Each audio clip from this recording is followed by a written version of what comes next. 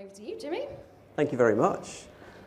Just to introduce myself, I'm Jimmy Gateschool. I'm a Strategic Account Director at ContentSquare, but I might want to refer to myself as a product pirate or product provocateur. It's a bit more interesting title. I've got two great guests for you today, Mike Densmore from Aon and Adam Mills from the Wine Society. I'll kick it straight over to you to introduce yourself. Could you just tell us, maybe Mike first, about your role and about yourself, your role, a bit about Aon, and what's your favourite game, given the theme that we're on today? All right. So, Mike Densmore, Global Head of Product Operations and Analytics for Aon Human Capital Solutions.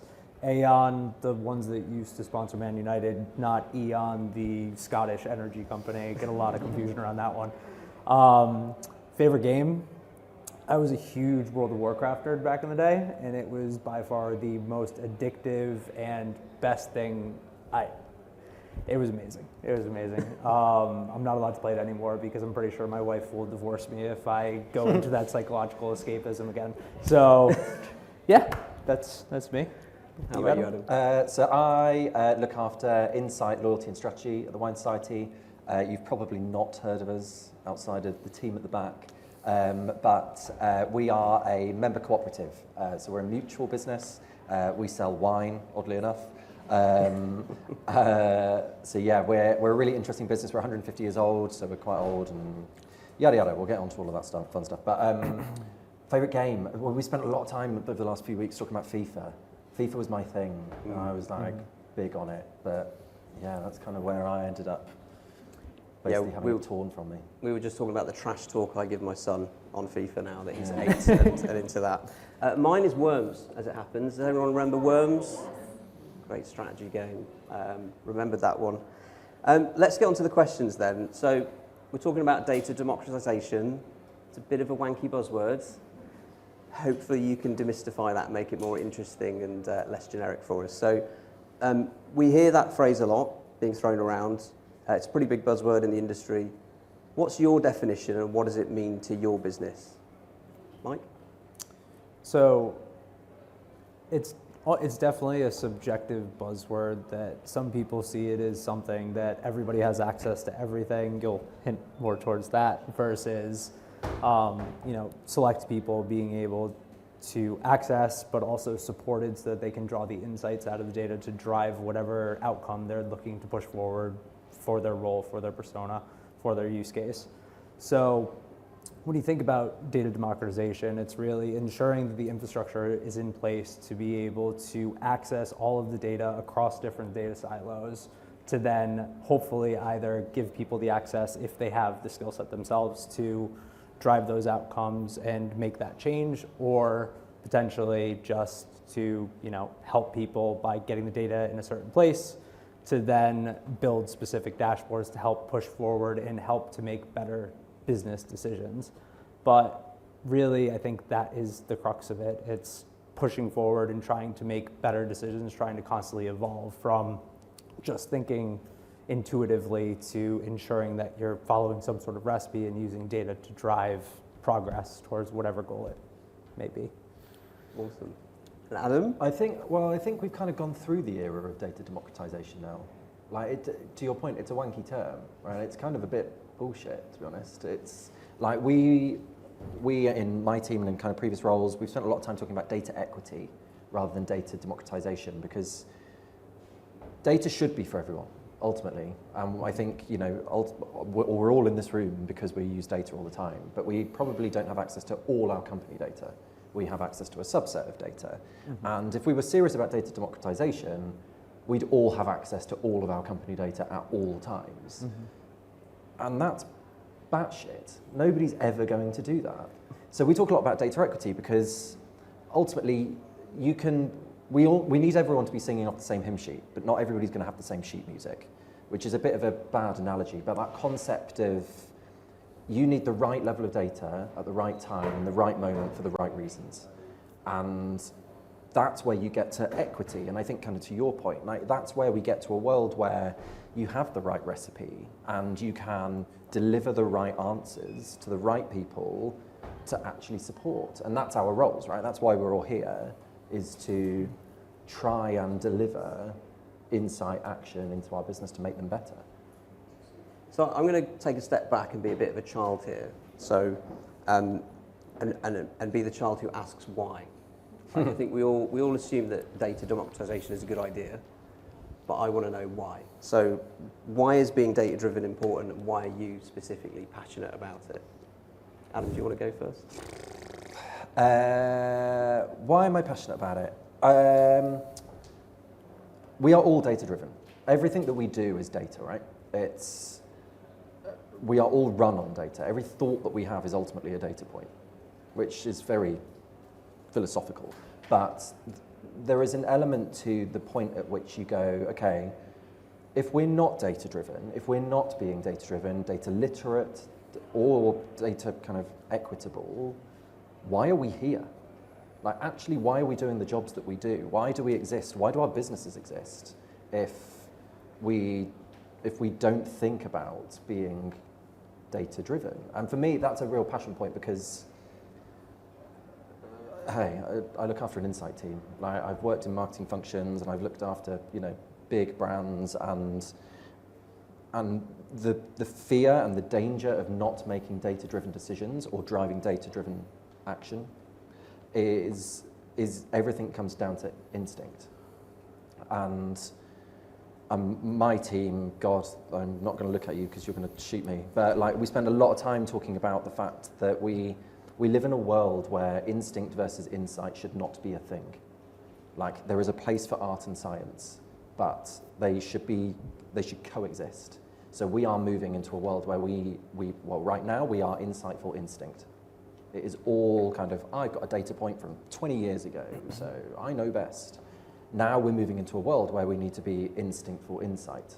We need to be data-driven and take that gut feel and take it forward. And that's why it's so important for me, for our business, for us collectively, I think, because it matters. It genuinely matters to what we do. And Mike, you work for a very big company, sort of 50, 60,000 company in Aon. Tell us about why being data-driven is important there, and what's the kind of status quo been like, and what's that journey look like? Yeah, I feel like I'm the old dinosaur and you're like the sexy new scale up that does all this data-driven everything. But I think before we even brought in Heap and started, like, we never really had an insight into how our clients were actually using the product that they were spending hundreds of millions of dollars on an annual basis purchasing. Like, why be data-driven? Like, it kind of just seems like a nonsensical question to me as well. Like, why wouldn't you want to have as many inputs as possible to ensure that you're driving the best outcomes for your clients? Product discovery is qualitative feedback from client specific, quantitative data from the business and the market. And when you think about when you're missing that quantitative aspect, you have nothing but gut feeling, and you have nothing to be able to assess the ROI or the validity of what you're actually doing. So I think the real game changer in what I've experienced has been just having some sort of way to track, to show that, like, the only way you're ever going to be able to understand if things need to change is if you have someone come in or some way to change your perspective to see that things are not working as they should be. Data allows you to be able to identify that. Data allows you to be able to run testing and a lot of other things to then help push the needle forward if you have the opportunity to push the needle forward. But, it's like trying to, again, we're going back to the recipe, being a chef, trying to recreate a dish and having no idea what the ingredients are. There's no recipe, so the variation on what that output could be is going to vary dramatically from one dish to the next. And it just, why wouldn't you want to be better? Yeah. So breaking it down and thinking about what that status quo is maybe previously for both of you. Let's start at the beginning of becoming data-driven and what that journey looks like. So if companies aren't using data properly, how are decisions being made and what's going wrong for them? Can you give us some tangible examples or stories from the field in your time, Adam? How are decisions being made? I mean, badly, right? Like, it's all just opinion and ego at that point. Yeah. And that's the point of using data. And I think to your point there, I think, there is always a danger of having almost too much data, which I know is a scary thought, but like, there is a point at which you start drowning in it and you start ending up in kind of almost analysis paralysis. And we need to strip that all the way back and go, okay, what am I trying to achieve? And historically, certainly in our business, I mean, we are possibly new and sexy scale up. Who knew? Oh God, we'll get that on a poster. But we are 150 years old, and some of our processes are probably older than that. Like, we are running on technology that is 20, 30, 40 years old, and think that we are digital first. And like, it's balmy, honestly. But nobody's ever queried it, because nobody's ever really had the data to kind of sit there and go, the fuck are you doing? Like, and we have to step it back and kind of go, why are we doing this? So we spend a lot of time having to basically go into battle to make sure that the data is heard, the data is actioned. And one of the big examples that we're using at the minute is, as I say, we're 150 years old. The average age of a Wine Society member is 61. They are typically white, male, middle class, and live in London and the South East. We are called the Wine Society. We are not representative of society. So we've got some work to do in that. But we also look at kind of the models that we built. And 61 also happens to be the point in time that you start to reduce your spend on alcohol. I don't know why, because if I was retired, I would be getting pissed every single day. But 61 seems to be the point at which kind of the spend starts to decline. So, and then you hit kind of 65, 70, and it really falls off a cliff. Our base is now more than half in that bucket. We have a massive threat to our business if we don't wake up and look at it. And we've spent the last couple of years building models, looking at kind of different ways of demonstrating that data to showcase that we have this massive time bomb that's going to go off at some point. And fuck me, I don't want to be around when it goes off, because it is going to take the business out. And we need to be really careful on that. And I think, we've spent 2 years banging that drum, and we have finally had breakthrough. And it was because we demonstrated the data in a slightly different way, we spoke about it in a slightly different way, and we finally had a breakthrough, which means that our new business strategy, which if you're all coming to our AGM, you'll get to hear about in a couple of weeks. Don't come. Is all based on that data. It all becomes, how do we basically ready ourselves for the next generation? And it's taken a long time to ironically democratize that data enough for people to buy into the belief and have the confidence in the work that we're putting forward. It's a really long example, sorry, but I think it's a really pertinent one, because the data has always existed. There was too much data around it, and we had to distill it and distill it and distill it, and almost take access to some of that data away from people to make sure that we were telling the right story at the right time for the right people, and that's how we got there. I'll come to you in a sec, Mike. This reminds me of, I like to talk about Moneyball an awful lot. Has everyone seen the film Moneyball or read the book by Michael Lewis? It's about baseball, it's about scouts, and it's about how the way it's always been done, the things that they always value, and they overvalue players based on that. But when you actually look under the data, the things that they should be looking at are very, very different. So, but it's very hard to challenge an institution like that and to take on baseball in that case. For you, Mike, how do you take that on, that political challenge? And was there an inflection moment where you were able to show in the data to make people think differently? Vanity metrics, lots and lots of vanity metrics. So again, it's all perspective. If you only think that you can track logins, then that's all you're going to report on, that's all you're going to plan on. So being able to go into greater detail to say, why are we looking at logins when, that doesn't actually say that the client or the user has derived any value from the site other than going through the login process. So trying to move and almost call out, luckily we weren't even able to track the login, so we've actually sidestepped that and said, but how can we actually enhance this? So looking at what are your conversion metrics? All of this is it will sound very, very basic, I'm sure, to a lot of you, but it's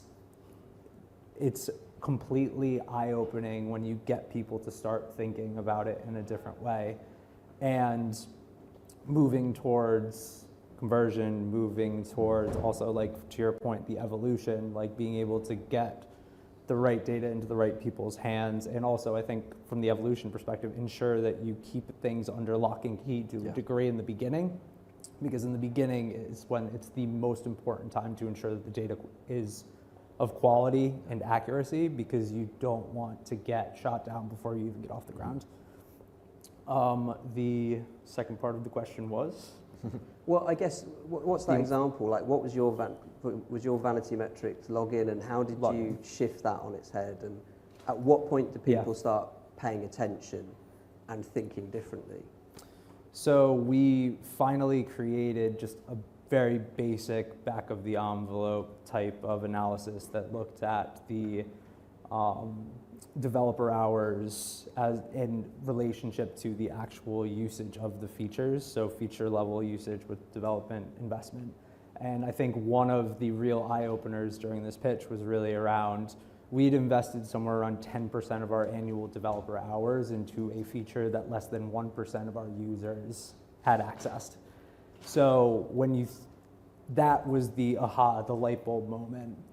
And that really, I think, set the ball in motion of what else can we track to understand where we can improve. And that's like very high level. That's, not even a use case of product discovery. That's really just, let's show leadership that we can do things differently because we aren't necessarily getting the ROI that they would desire.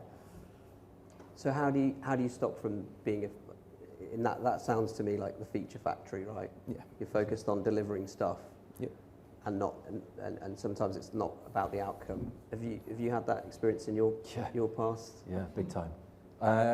We, as I say, we're a membership organisation. Every member counts and matters, but we spend so much time pandering to single members, and we're talking like, people, typically old white men, writing in very cursive handwriting, saying things like, I didn't get all of my print advertising this year. And then we'll sit there and there'll be a request that comes in that says, did they, and what did they receive, and did they shop from it, and did they do this, and did they do that, and then we send it back, and then we get more questions. And you just sit there and you go, we are bleeding this thing from a resource perspective. Like your example there is just, how does that get through, right? How does anyone sit there and go, yeah, that was a good idea?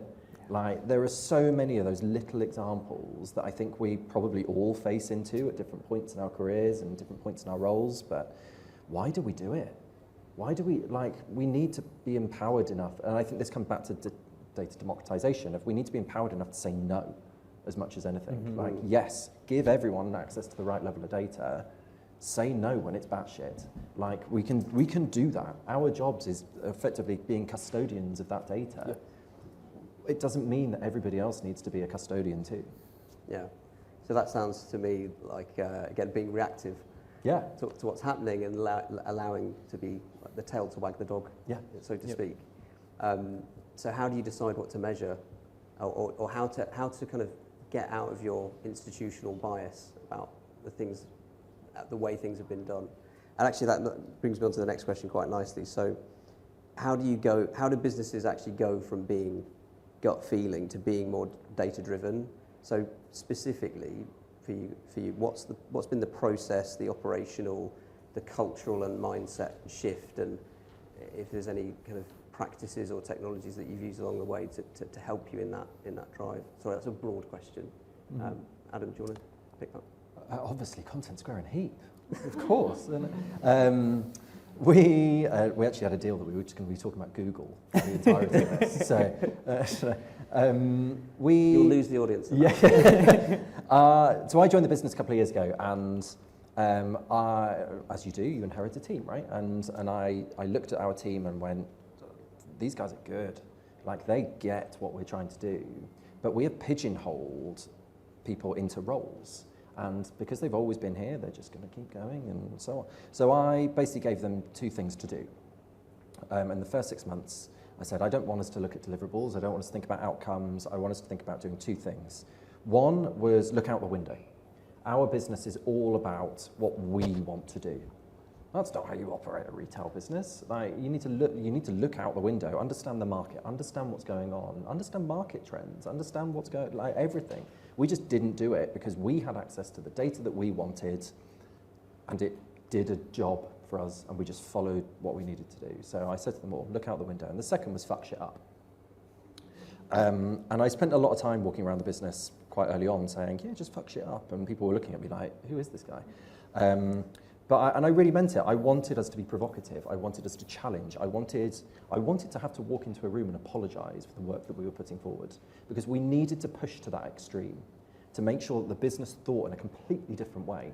And it was really uncomfortable for the first 6 months.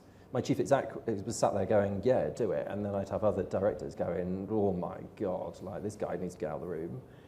But we needed to do it because we needed to prove the value of the team, prove the value of the data, build the confidence in the data, but also get ourselves out of that mindset of just existing and just not thinking about actually using data. So that's the kind of the transformation. And now we are flying. Like we're very lucky in our team. We have a lot of power and a lot of influence within the business. We are regularly sitting down and talking about what the new strategy, all that kind of stuff, like, is because we challenged the business back. And my job, our job, is to hold the business to account to the voice of the consumer. That's all we're here for, and that's what we live and breathe by, and that's how we move forward. But that's taken 2 years, and it's been a slog. Don't get me wrong. Like, if you're expecting data democratization and data equity to kind of solve problems overnight, good luck. Like, it is going to take time, and you're going to face shitty stakeholders and face into tools that don't do the jobs that you want to do outside of heap and context square. And you are going to fall a lot, but equally you're going to get there, and it takes time, but we're getting there, you know. Sorry, that's a big example, but I forgot. So Mike, do you look out the window? We like looking at everybody else in the team inside the window more than we like looking at outside the window, unfortunately. But that's changing. And I think in order to be able to gain the perspective that you're required in product to be able to take ownership of your own roadmap, you need to know more about your product and more about your customer than anybody else in the business. That's where Heap comes in. That gives you qualitative and quantitative data you need to be able to have those difficult conversations with those sometimes prickly stakeholders, and especially the ones that don't want to change whatsoever, and there are a lot of those. When I think about the tools that we use and kind of the overall vision or strategy that we pitched, I bring it back to battleships. So everybody knows battleships, the game. You're just shooting blindly and guessing a certain grid and hoping for a hit. When you bring in product discovery, you bring in a few other, I guess, tools to your arsenal to be able to ensure that you're hitting the right ship that you want to at the right time. So you've got your radar, which is Heap. It shows you everything that's in the sea. It shows you where the ships might be, but it doesn't necessarily tell you what ship it is and how big the ship might be. You've got your reconnaissance, which is your stakeholders. Your internal stakeholders are extremely experienced on whatever subset of the market or industry that they focus on. They know those clients better than anybody else. They only can see part of the ocean.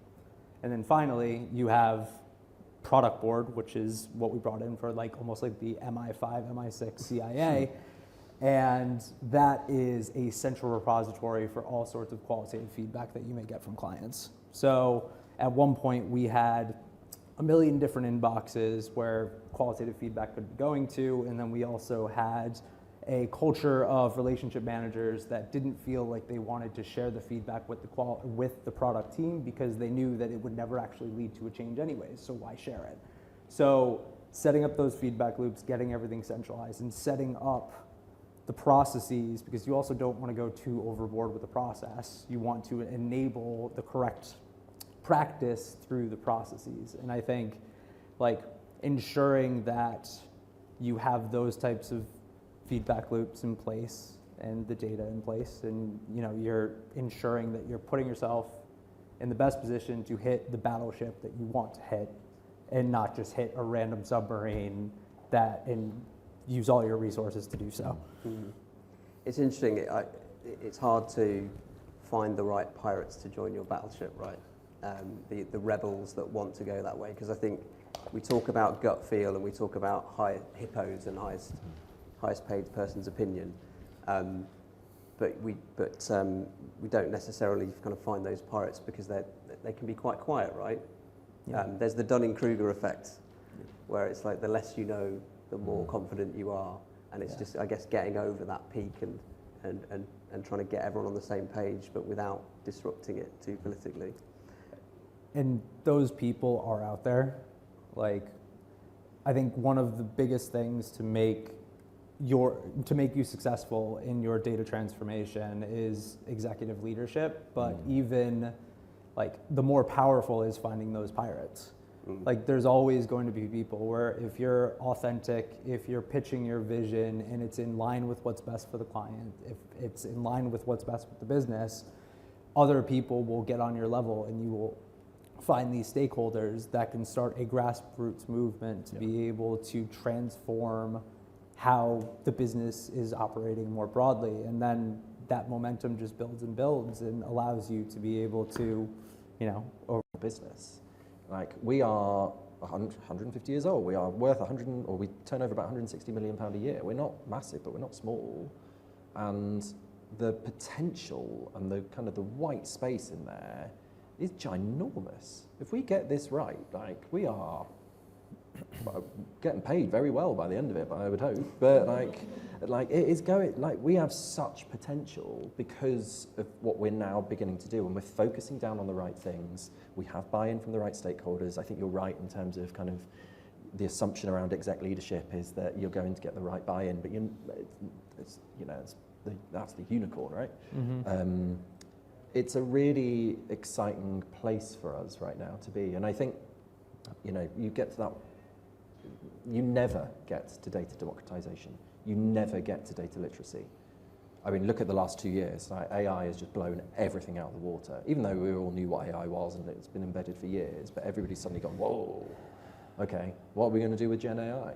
What are we going to go and do with proper? Like, all of this stuff, like, the world is changing. We're going to be having the exact same conversation in 2 years' time in a slightly different way, but we've taken a pigeon step forward. And that's exciting. Our world will forever change. It's shocking to look back 10 years and see where we are today sometimes when you think about the things we were talking about 10 years ago. Mike, how about yourself? Give me a little bit more. Sorry, I was lost in what you're saying. I seriously, I love your public speaking persona. You are very, very well spoken. This is what happens to me. I forget where I am. I just listen in a trance. Listening to you. You're disarming. No, we were talking about the benefits and the outcomes. So, like, what's been exciting for you going on this journey? What, like, tangible things have come out of it, and what are you excited about going forward that you think you're going to be able to do? It's the aha moments. It's the pulling the wool out from over people's eyes and showing them there's a different way of doing things. It's even just getting the data and it snowballs. Like, you're working you're working towards that full vision of being data driven, but you need to start somewhere. And just seeing, especially by casting a wide net and identifying that our product data is very, very powerful for what we want to do, but it has value to every other part of the business. So being able to build these new reporting tools for different parts of the business and having people reaching out, thanking us for making their jobs easier and making them better at their jobs. Like, I'm very driven by helping people, and I think that's a good way to be able to spin something as, nerdy as data democratization into something that I'm making a broader impact and I'm making people's lives better. And there's a huge opportunity. It's just having the empathy to understand the different use cases and different personas, and then having the conversations to identify what it is that they care about most, and then going through the process of enabling them to do that. And just one team and one open-minded stakeholder at a time. Whenever you find one, you just need to find them, which can be difficult. So, And I think to your point on help, like ultimately we're talking about data democratization, we're talking about giving access to data, but we are data storytellers. That's our job. Our job is storytelling. That's all we're here to do. Like we're here to put the right story in front of the right people at the right time. And to your point on kind of picking off stakeholders one by one, it's about basically sitting them down and reading them a bedtime story. That's effectively what we're doing. It's a dull one, but it's what we do. And I think you get to that point of, yeah, Mike, you take that one. You're never going to, like, you can't make decisions off of data in a vacuum. Product discovery 101, like you need to have multiple data sets to validate whatever it is that you're trying to prove or disprove. If you are fortunate enough to be in a company that has a culture of experimentation, even better, because you use the data to inform the hypotheses and test the hypotheses to the best of your ability. But there's always going to be people that struggle with interpreting data. The curve of data literacy and quantitative ability is vast, especially when you're working cross-functionally. So you do the best you can, and you also try to make high-fidelity commitments as opposed to promises. Like, you're never going to be able to make the right decision every single time, but you can monitor it, learn from it, and iterate to work towards whatever the right decision may be. Doesn't that speak to the importance of your function, right? Because when you started this journey, there was no product discovery and analytics function, right? And I think some of the successful companies that I've seen and worked with is where they really dedicate something to product analytics as a function, but that function can't be a bottleneck for data. It has to be an enabler for data, right? And it has to be able to go in and support people and help with that storytelling, right? So I guess that's kind of the journey that you've been on as well. Yeah, it is, and I've got a great team to help me with that, and it's a work in progress. It's enabling people, helping people, and trying to just continuously make better decisions. You're never going to make the right decision, and the right decision now is completely subjective to what the right decision may be in 10 years when all the dots connect. Do you see that? Have you seen that in your time? Because you've obviously, before the Wine Society, you worked in large companies, haven't you? BT and... Yeah, we've definitely seen that. I mean, when you're talking kind of multi-million, if not billion-pound decisions, you probably want more than one data point. Yeah. Just about. But I think it does come back to the storytelling piece. I mean, if you were a journalist, you wouldn't be allowed to publish a story without two sources. Why are we making massive business decisions that you could pivot everything on off one potentially dodgy data point? And I think, that we have to have enough confidence in our ability and our teams to be able to say, no, you're wrong, or challenge back, or ultimately fuck shit up. And I think that there's a point at which you kind of walk into a world of conditional yes and conditional no. Of, yes, you might be right, but let us check that. Or actually, I'm not sure about that, but, we might have a data point that validates a different point. Looking at challenging back, holding the business to account, holding that stakeholder to account is probably the most important thing that we'll do day to day. That tees me quite nicely up to this next one, because this is what I was going to ask next, which is, somewhat like this. What's the biggest mistake you've experienced in pushing data democratization that you think could be avoided? Oh, God. I'm going to put you on the spot and ask for stories here. Oh, yeah, that is true. It's like being back at therapy. I used to look after social intelligence whilst I was at BT, and we went on a bit of a tirade, to be honest, and ran around the business shouting about how brilliant it was, and everybody should take part, and and we basically just gave the keys to Brandwatch over to probably about 1,000 people, and just went crack on. And we blew our limits, we blew our data limits, we blew our account limits. We basically owed them like 6 figures because of me.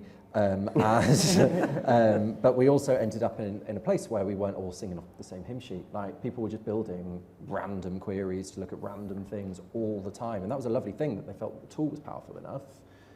But we just went about it the whole...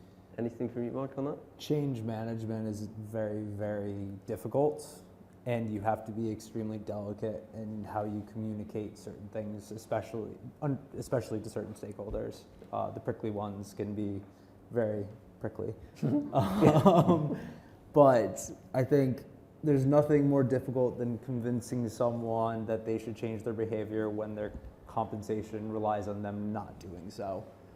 And that's where having that exec leadership helps so much, because going into these conversations, trying to push the needle forward without the air cover that you need can lead to some pretty bad mistakes that I will not go into on stage or on webcam. But beers later then. Yeah. But I will say, you just need to, I would say, ask questions under, like, why is it that, what is it that they are so closed off to? What is it that they're afraid of? What is it that they're, like, a lot of times if you just move it back to more of a narrative around understanding their fears and understanding their concerns, you can kind of help to sway them in the right direction and hopefully move on from whatever mistakes or challenges you have from them. And I think the important bit on all of it is, like, don't be afraid of making mistakes with this. Yeah. Like, as I say, like, we will all stumble, we will all fall as we move through this. Like, it is terrifying when you think about the risk, but we have to make small steps to try and drive us forward. Yeah. Let's see if we can get these last two in, because they're competing for top here. So where are we? What would you suggest as a unit of measurement for a data equity based OKR? How do you measure success of data equity? Adam, My God. you brought up That data is- equity. Oh, Jesus. How do we measure it? That's How all do you, we- man. Yeah, thanks, mate. Do you need to phone a friend? I do. God, I need to now actually phone my therapist. How do you measure success of data equity? Well, for me, I think it's probably more qualitative than it'll ever be quantitative. It's about how your data is used. I mean, the number of reports that we all will send out on a daily basis that just die in inboxes because, you know, someone's looked at it once and gone, nah. Like, why do we do it to ourselves effectively? And I think when you start to see that data is being actioned and used and moved in the right direction, and you start to hear a lot of that. So I spend a lot of time talking to my team about this of, you know, what are the three things that every single employee needs to know and understand to showcase that their day-to-day impacts our strategy? And there probably are 3 data points. And ultimately, for most of it, like a lot of our staff are, a lot of our colleagues are kind of contact center, warehouse distribution, you know, not desk-based jobs. But they need to understand how actually them getting wine out of the door on time directly influences NPS, how it directly influences CSAT, how it directly influences ultimately sales. And if they don't know that, if I was walking around the warehouse in a very fetching high vis and said to them all, like, what's our NPS? I don't think all of them could tell me that. And that means that I have not achieved my OKR yet. So there are goals and steps to get there. And I think that's a really important thing that we hold very dear, because ultimately we are talking about data equity. We're talking about them having the right data at the right time. And until we get to a point where everybody understands that, we're not doing our jobs right. Yeah. That's nice. I suppose that in a company like the size of Aon, for example, that can be quite difficult when there's lots of competing OKRs, and it can be harder to tie what everyone's doing to that kind of bigger strategy, and communicating all of those kind of metrics like NPS, for example, and being on the same page, going on the same vector, if you like. I'm still pushing for a more clear product strategy and OKRs. So even thinking about how we could get to the point where we're being less sales driven, more agile, it's a work in progress. So I'm going to sidestep this question. Okay. Well But played. presumably your function's allowing Yes. people to kind of We're create their own destiny in that regard, and Yes. think differently to create those OKRs, instead of just presuming, yeah, we'll just do it the way we've always done it. yeah. Let's, Heap shouts about auto capturing every scroll, click, sneeze near a device. Wow. Yet data less is more has been talked of. How does that solution fit work? Did you plant this? Someone has gone in. I don't know. I feel this is quite a challenging question. So Jimmy, what do you think? I am not going to take this one. I might have something to say about it. But Mike, you've been working with Heap probably longer, haven't you? What are your thoughts on this? Because this is the idea of capturing everything and being able to make sense of it when less is more. So the reason why we initially chose Heap was, first off, low code, great account exec. But low code solution, we didn't have the resources to be able to support a more manual tagging type of product. In addition to that, because what it is that actually matters, not going in and tagging absolutely everything, because then your data catalog gets completely haywire and it's a mess and it's very stressful. But does that answer? Yeah, I mean, and the data science, of course, surfaces the interesting things to the top. Obviously. Yeah. And Adam, you get the last word. I think there is an element, to your point, like you have to capture everything to work out what's useful. And if we're, again, compliance hat on, if we're thinking about things like GDPR, like we can only keep the data that is useful. And obviously, in theory, we're all going through regular checks to make sure that all that data is useful, right? Mm-hmm. Yeah? No. But I think, you have to work that down. I think the point on less is more is definitely, your storytelling. Ultimately, it's about kind of finding the right data point at the right time. Keep banging on about it, the right time for the right people. And it's taking everything, whittling it down to finding what's right for you and your business, and then whittling it down again and finding what's right for your stakeholders. And that's how you do the fun. So not a one-size-fits-all. Not one-size-fits-all. Nuance and context. Absolutely. Beautiful. Exactly. Well, I guess we should wrap it up at this point, but thank you so much for joining us. It's been really fascinating to hear you talk, and I know Mike and Adam will be around for a while, so please grab them. I do have to whisk Mike off away, but come and grab him later if you've got questions for them. Great. Thank you.